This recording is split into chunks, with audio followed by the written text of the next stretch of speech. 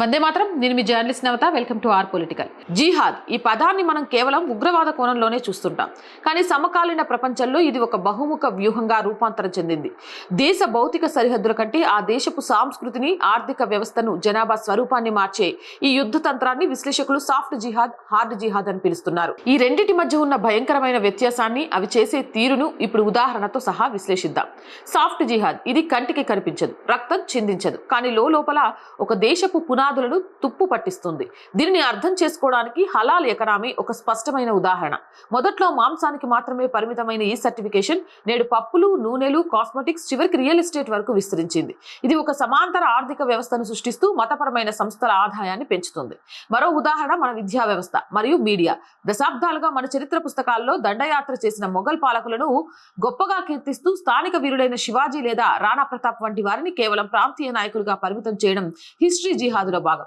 అలాగే ఆధునిక సినిమాల్లో లేదా వెబ్ సిరీస్ల్లో ఒక వర్గాన్ని ఎప్పుడూ అమాయకులుగా, బాధిత వర్గంగా చూపుతూ మెజారిటీ సమాజాన్ని విలన్లుగా చిత్రీకరించడం ద్వారా యువత మనసులో విషయాన్ని నింపడం సాఫ్ట్ జిహాద్ వ్యూహం. ఇక హార్డ్ జిహాద్ విషయానికి వస్తే ఇది ప్రత్యక్షంగా భౌగోళిక మార్పులను లక్ష్యంగా చేసుకుంటుంది. దీనికి అతిపెద్ద ఉదాహరణ డెమోగ్రఫిక్ జిహాదీ లేదా జనాభా నిష్పత్తిని మార్చడం. అస్సాం, పశ్చిమ బెంగాల్ వంటి సరిహద్దు రాష్ట్రాల్లో అక్రమ వలసల కారణంగా కేవలం కొన్ని దశాబ్దాల్లోనే స్థానిక జనాభా గణాంకాలు తలకిందులయ్యాయి. ఇది ఓటు బ్యాంకు రాజకీయాలను శాసిస్తూ ఆ ప్రాంతపు నిర్ణయాధికారాన్ని మార్చేస్తుంది. సామాజిక స్థాయిలో లవ్ జిహాద్ ని మనం కేవలం ప్రేమ వ్యవహారంగా చూడలేం. ఇదొక వ్యూహాత్మక కుట్ర. కేరళలో వెలుగులోకి వచ్చిన ఎన్నో సంఘటనలు, హిమాచల్ లేదా ఉత్తరప్రదేశ్ వంటి రాష్ట్రాల్లో జరుగుతున్న ఉదాంతాలు ఒక వ్యవస్థాగత వ్యూహాన్ని సూచిస్తున్నాయి. అమ్మాయిలను మాయమాటలతో ట్రాప్ చేసి మత మార్పిడికి ఒత్తిడి చేయడం ద్వారా సామాజిక సమతుల్యతను దెబ్బతీయడం దీని లక్ష్యం. సాఫ్ట్వేర్ ఉద్యోగినులు లవ్ జిహాద్ బాధితులుగా మారిన కొన్ని సంఘటనలు కూడా హైదరాబాద్, నాసిక్ వంటి నగరాల్లో ఇటీవల వెలుగులోకి వచ్చాయి. అలాగే ల్యాండ్ జిహాద్ ని గమనిస్తే ఉత్తరాఖండ్ వంటి దేవభూమిలో లేదా హైదరాబాద్ వంటి నగరాల్లో రోడ్డు పక్కన, పార్కుల్లో రాత్రికి రాత్రే వెలిసే మతపరమైన కట్టడాలు ఆ భూభాగంపై పట్టు సాధించే ప్రయత్నాలే. డైరెక్ట్ జిహాద్ ఇది ఉగ్రవాదం సాయుధ పోరాట రూపంలో ఉంటుంది. కాశ్మీర్లో హిందూ పండిట్లపై జరిగిన దాడులు లేదా ఇటీవల మారుమూల గ్రామాల్లో జరుగుతున్న లక్షిత హత్యలు సమాజంలో భయాన్ని నింపడానికి చేసే ప్రత్యక్ష ప్రయత్నాలు.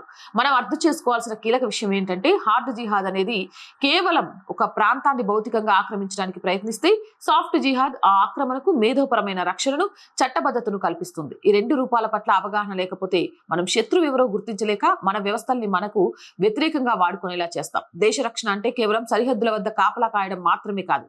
మన విద్యా సంస్థల్లో, మార్కెట్లోనూ, సామాజిక సంబంధాల్లోనూ జరుగుతున్న మార్పులను గమనిస్తూ అప్రమత్తంగా ఉండడమే అసలైన దేశభక్తి. జై హింద్, జై భారత్. మోర్ వీడియోస్ కోసం ఆర్ గ్రూప్ ఆఫ్ ఛానల్స్ ని వెంటనే సబ్స్క్రైబ్ చేయండి. రోజు చెప్తుందేనండి, our voice, our political, our Samskruthi, మూడు మన ఛానల్సే. So please subscribe our channels. Content బాగుంది అనిపిస్తే లైక్ చేయండి, షేర్ చేయండి.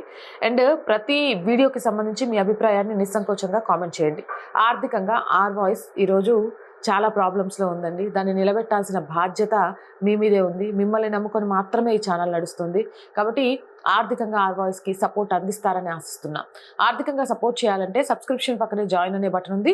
1 to 5 లెవెల్స్ ఉన్న ఏదో ఒక లెవెల్లో సపోర్ట్ చేయండి. లేదా స్క్రీన్ మీద గూగుల్ పే, ఫోన్ పేతో పాటు అకౌంట్ డీటెయిల్స్ ఉన్నాయి. మీకు తోచిన సహాయాన్ని అందించండి. వ్యాపార ప్రకటనల కోసం 8328500576 నెంబర్ని సంప్రదించండి. జై హింద్, జై భారత్.